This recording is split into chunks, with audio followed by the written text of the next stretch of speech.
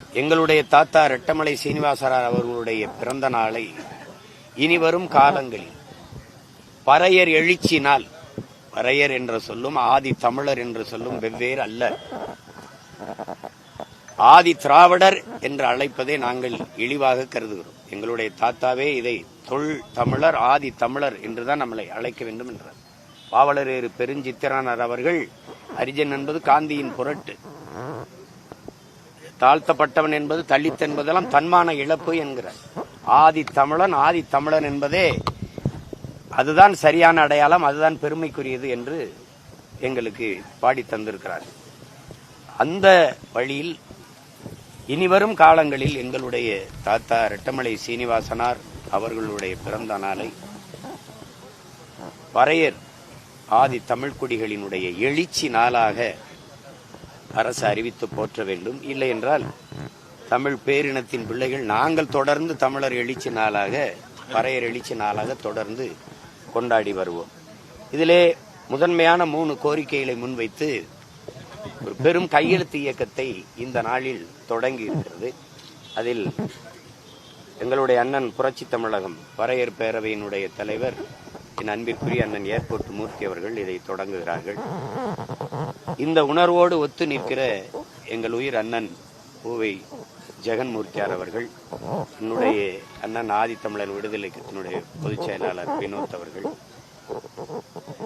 அவர்களுக்கு பின்னால் வருகிற அவர்கள் உடன் பிறந்தானாகிய நானும் அவர்கள் உணர்வோடு ஒத்து இந்த களத்திலே நாங்கள் எல்லோரும் இணைந்து நிற்கிறோம். ஆங்கிலேயர் காலனி ஆட்சிக்கும் பிரிட்டிஷ் ஏகாதிபத்தியத்திற்கும் அடிமைத்தனத்திற்கு எதிராக 1785 இருந்து 1895 வரை நடத்தப்பட்ட பூந்தமல்லி பறையர் புரட்சியை இந்திய சுதந்திர போராட்டமாக அறிவித்து போராட்டத்தில் ஈடுபட்டு உயிர் நீத்த தியாகிகளின் குடும்பத்தாரை தேச காப்பாளர்களாக அறிவித்து பெருமைப்படுத்த வேண்டும் என்பது முதன்மையான கோரிக்கை.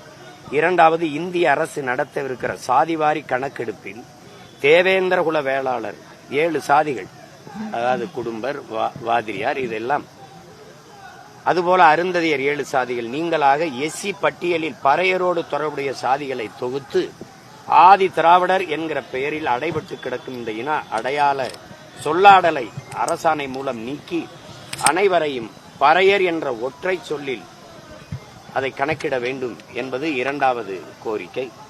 மூன்றாவதாக, அமெரிக்கா, பிரிட்டன் மற்றும் மேலுலக நாடுகளிடையே நிலவும் அரசியல் தலைவர்கள் உரையாடல்களிலும் திரைப்படங்களிலும் ஊடகங்களிலும் பறையா நாடு, பறையா ஸ்டேட், உலக பறையன், குளோபல் பறையா போன்ற வார்த்தைகள் மூலமாக பறையர்களை இழிவுபடுத்தும் போக்கை அனைத்து நாட்டினரும் கைவிட ஐக்கிய நாடுகள் அவையில் வலியுறுத்த வேண்டும். பறையா என்னும் சொல்லாடலை சமூகத்திலிருந்து ஒதுக்கி வைக்கப்பட்டவர் என்ற பொருளில் ஆங்கில சொல்லாத அகராதியில் பயன்படுத்தப்படுவதை நீக்க வேண்டும். அத்தகைய அகராதிகளை தடை செய்ய வேண்டும் என்பது மூன்றாவது கோரிக்கை. தொடக்கத்தில் தமிழர் என்றாலே ஆங்கில அகராதியில் மலிவான கூலி என்றுதான் எழுதியிருந்தார்கள். தொடக்கத்தில் ரொம்ப நாளா இருந்தது.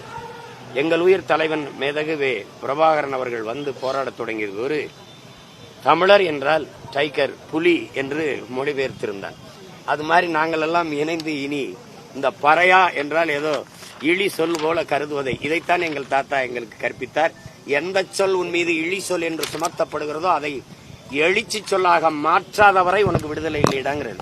இந்த கூட்டத்தில் யாரா பறையன்னு கேட்டா நான் தான் நிமிந்து திமிரோட எழுந்துடுறான்றார். இப்ப என்ன உனக்கு பிரச்சனை, நான் தாண்டா பறையன் அப்படின்னு கேளு. அப்ப தாண்டா அந்த இழி சொல் ஒளியும், அப்பதான்டா எழுச்சி எழும் அப்படின்னு அவர் எங்களுக்கு கற்பித்தபடி இந்த 3 முதன்மையான கோரிக்கைகளை வைத்து இதை நிறைவேற்றும் வரை தொடர்ந்து களத்தில் நின்று போராடுவோம் என்கிற உறுதியை எங்கள் தாத்தா அவர்களுடைய பிறந்த நாளில் நாங்கள் ஏற்கிறோம். எம் இனத்தின் பெருமைமிக்க அடையாளமாக, முன்னத்தி ஏறாக, ஒரு ஆகச்சிறந்த வழிகாட்டியாக வாழ்ந்து மறைந்த எங்களுடைய தாத்தா திவான் பகதூர் ரெட்டமலை சீனிவாசனார் அவர்களினுடைய பெரும்புகளை போற்றி அவருடைய பிள்ளைகள் நாங்கள் எல்லோரும் அவருக்கு பெருமிதத்தோடு எங்கள் புகழ் வணக்கத்தை செலுத்துவதில் பெருமை அடைகிறோம். சார், அரசு விடுதிகள்ல சமூக நீதி, அரசு விடுதிகளை சமூக நீதி விடுதிகள்னு அழைக்கப்படும் முதலமைச்சர் சொல்லியிருக்காரு. சமூக நீதினா முதல்ல என்னன்னு விளக்கி சொல்லிட்டு அப்புறம் சமூக நீதி விடுதிகள் என்று அழைப்பதுல எங்களுக்கு ஒரு இது இல்லை. ஏன் அது சமூக நீதினு வெறும் சொல்லாடலை மட்டும், சாதி ஒழிப்பு சமூக நீதி எல்லாம் வெறும் சொல்லாடலாக மட்டும் இருக்கே, இப்படி வெற்று சொல்லாகவே இருக்கே 60 ஆண்டுகளா இப்படி. சமூக நீதி என்றால் என்ன? சமூக நீதி என்ற சொல்லினுடைய விரிவாக்கம் என்னது, விளக்கம் என்ன, என்னது? எந்த சாதியின் அடிப்படையில் நான் தாழ்த்தி வீழ்த்தப்பட்டேன், இழிவுபடுத்தப்பட்டேன், தீண்டாமை கொடுமையால் கொடுமைப்படுத்தப்பட்டேன், இந்த கோயிலுக்குள் வந்து வழிபடக்கூடாது, இந்த குளத்தில் குளிக்கக்கூடாது, இந்த தெருவில் நடக்கக்கூடாது, நீ படிக்கக்கூடாது, படித்தால் படித்து இந்த வேலைக்கு வரக்கூடாது என்று தடுத்து வைக்கப்பட்டனோ, அரசியல், கல்வி, வேலை வாய்ப்பு, அரசியல் அதிகாரத்தில் நிராகரிக்கப்பட்டனோ, புறக்கணிக்கப்பட்டனோ, அதே சாதியின் அடிப்படையில் இவையெல்லாம் எனக்கு கிடைக்கப்பெற வாய்ப்பு ஏற்படுத்தியதுக்கு பேர்தான் இடஒதுக்கீடு அல்ல, இடப்பகிர்வு, இடப்பங்கீடு. இதுதான் புரட்சியாளர் அம்பேத்கர் அவர்கள் போராடி பெற்று தந்தது. அதை புரிந்து கொள்ளாமல் நீங்க வகுப்புவாரி பிரதிநிதித்துவம் என்பது அந்த வகுப்பினுடைய எண்ணிக்கைக்கேற்ப உரிய முன்னுரிமை கொடுக்கிறது. அதை தான் நாங்கள் சாதிவாரி கணக்கெடுப்பை நீண்ட காலமாக வலியுறுத்தி வருகிறோம். சட்டநாதன் அறிக்கை, அம்பாசங்கர் அறிக்கையெல்லாம் கிடப்பல போட்ட பெருமக்கள் இவர்கள் தான். இன்றைக்கு சமூக நீதி பேசுகிறவர்கள் தான். சாதிவாரி கணக்கெடு என்று கேள்வி, உங்களுக்கு என்ன பிரச்சனை? 5 பேர் இருக்கிற வீட்டுக்கு 50 பேர் சாப்பாடை அனுப்பாத, 50 பேர் இருக்கிற வீட்டுக்கு 5 பேர் சாப்பாடை அனுப்பாத. அது நீதியாக இல்லாத அநீதியாக மாறிவிடும். அவரவர் எண்ணிக்கைக்கேற்ப இடத்தை பகிர்ந்து கொடு, அள்ளி கொடுக்காதே அளந்து கொடு, எடுத்து கொடுக்காதே எண்ணி கொடு. இதுதான் எங்க கோரிக்கை. அதுதான் சரியான சமூக நீதி கோட்பாடாக இருக்க முடியும். இல்லைன்னா வெறும் வெற்று வார்த்தை. உங்களுக்கு என்ன சாதிவாரி கணக்கெடுப்பு எடுக்கிறதுக்கு என்ன பிரச்சனை? நான் வந்து கோனார், ஆதிக்குடி, 2வது தாய்க்குடி. எனக்கு நாட்டிலே 2 அமைச்சர் தான் பெருமக்களே, 2 அமைச்சர் 2 பேருமே என் மாவட்டத்தை சார்ந்தவர்கள் தான். திருநெல்வேலியில கோனார் இல்லையா, கோயம்புத்தூர்ல இல்லையா, திருநெல்வேலியில இல்லையா, திருவண்ணாமலையில இல்லையா? 2 அமைச்சர் ஒரே மாவட்டத்துக்குள்ள. 2 அமைச்சர் தான் தமிழ் குடியில் 2வது பெரிய தொல்குடிக்கு. ஆனால் ஒரே வீட்டுக்குள்ள 2 முதன்மை அமைச்சர், முதல்வர், துணை முதல்வர் 2 பேரும் ஒரே வீட்டுக்குள்ள. அவங்க அப்பா ஐயா கருணாநிதி இருக்கும்போது இவர் துணை முதல்வர், இவர் முதல்வரா இருக்கும்போது மகன் துணை முதல்வர். இது என்ன சமூக நீதி? நீங்க சனாதனத்துக்கு வேற எங்கேயோ விளக்கம் கட்டுக்கிட்டு இருக்கிறீங்க. பிறப்பினாலேயே இதுல பிறந்ததுனாலேயே, இந்த குடியில் பிறந்ததுனாலேயே ஒருவனுக்கு உயர் பதவி கிடைத்து விடும் என்கிற நிலைதான் கொடிய சனாதனம். வீட்டுக்குள்ள சனாதனத்தை வச்சுக்கிட்டு ரோட்ல நாட்டுல வந்து ஒழிக்கிறேன்னா யாரைய மாத்துறது?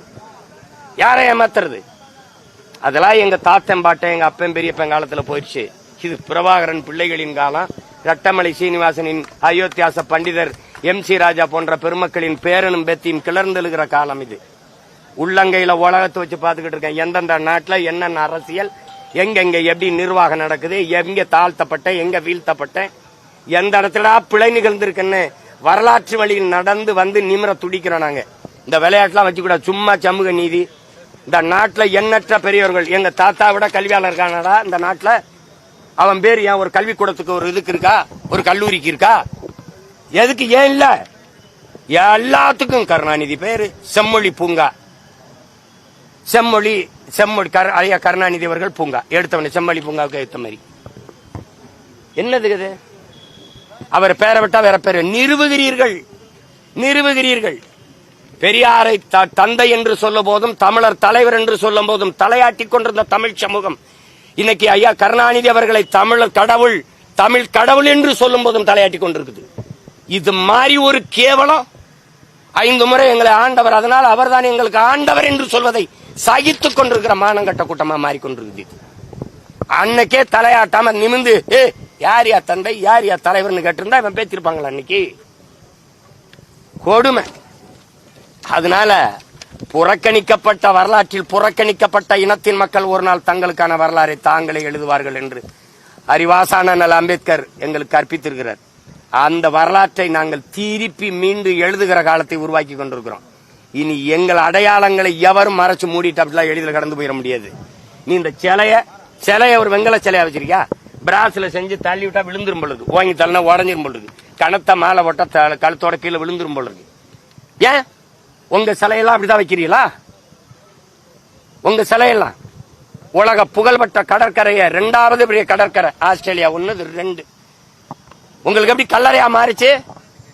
6 அடி அதிகபட்சம் போனா ஒரு 60 அடியில படுக்கலாமா? 2 ஏக்கர்ல படுத்து கிடக்குறாங்க. திராவிட தலைவர்கள் எல்லாம் நாட்டின் விடுதலைக்கு தூக்குல தொங்குனீங்களா, செக்கிழுத்தியலா, சிறைப்பட்டியலா, வதைப்பட்டியலா, மிதிப்பட்டியலா, என்ன பண்ணீங்க நீங்க? எங்க முன்னோர்களா எங்க புதைக்கப்பட்டிருக்கான், எங்க இருக்குன்னு அடையாளம் தெரியாம எங்களை மறைச்சு வச்சிருக்க. இதுவே 1008 போராட்டம் போராடி, இந்த போராடி ஒரு நிக்கிறாப்புல நடந்து கன்னியாகுமரி இருந்து நடவேன் வந்து போராடி ஒரு சிலைய வேண்டாம் வெறுப்பா வச்சுட்டு இருக்க. மாத்திட்டு ஒருங்க வெங்கலத்துல வைக்கணும். இல்லைன்னா வைக்கிற காலம் வருது. என்ன எல்லாத்தையும் கோரிக்கை வச்சு கெஞ்சிக்கிட்டே இருப்பேன். நீங்க மனு கொடுக்கிற காலம் மாறி மனுவை மனுவை கொடுக்க வேண்டிய தேவையில்லாத நிலைக்கு என் மக்களின் வாழ்க்கை தரத்தை மாத்துகிற காலத்தை உருவாக்குவோம்.